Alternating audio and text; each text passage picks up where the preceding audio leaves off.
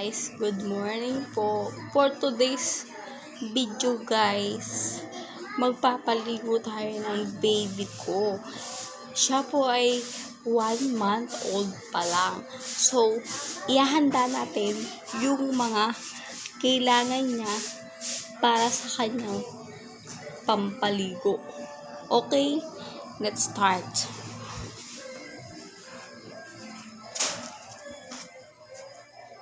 So, what's up guys? I'm here again!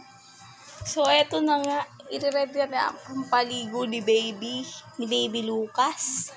Tingnan nyo, haggard tayo dyan guys. Pero okay lang yan guys. Ganun talaga. Pero fresh pa din, diba? So, eto na guys. So, meron tayo ditong Achete de Manzanilla guys. Para hindi siya lamigin agad. At ito po ay ilalagay natin sa kanyang dibdib, tiyan at likod at talampakan bago siya maligo. Kasi alam nyo guys, trivia lang ha, ang mga baby po kasi ay madali silang kabagin. Madali silang kapitan ng lamig. Kaya ito, hindi mawawala. Pag wala kayong baby oil, pwede po ito ang gamitin. Achete de Manzanilla. O di kaya pag ayaw nyo ng baby oil or fresh ang gusto nyo na oil, pwede kayong gumawa ng sarili yung oil gamit ang bumili kayo ng niyog, tapos lutuin nyo lang siya guys hanggang siya ay maging langis para fresh.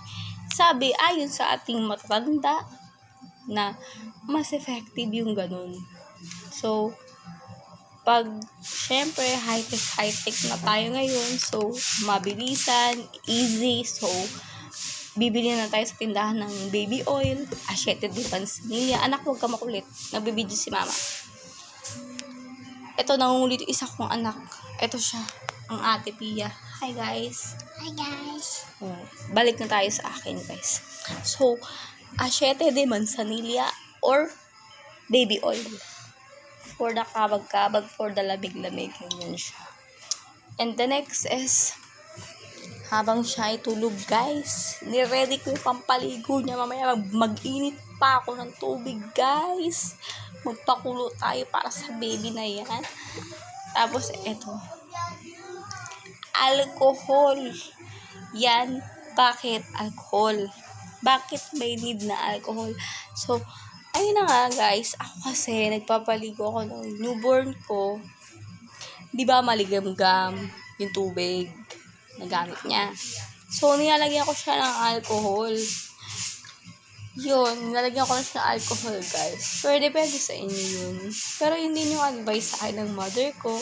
So, kaya yun, ina-apply ko rin sa baby ko. Syempre, siya yung naunang pinanganak sa mundo. Hindi naman ako, diba? Hindi rin ikaw na nanonood sa aking video na kailangan mag-subscribe sa aking channel. Okay? And the next is, syempre, hindi mawawala ang chararan! Ang pampaligo nyo, syempre, eto ginagamit ko guys. Yan guys, eto ginagamit ko.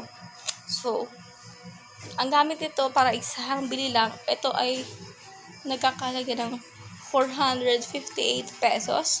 So, sobrang mahal, no? Gusto natin makamura. Bumili ka sa grocery.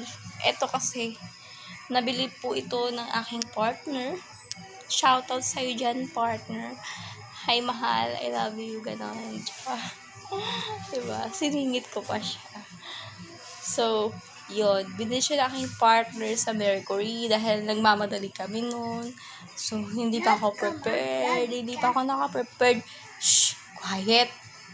Hindi pa ako naka-prepared noon.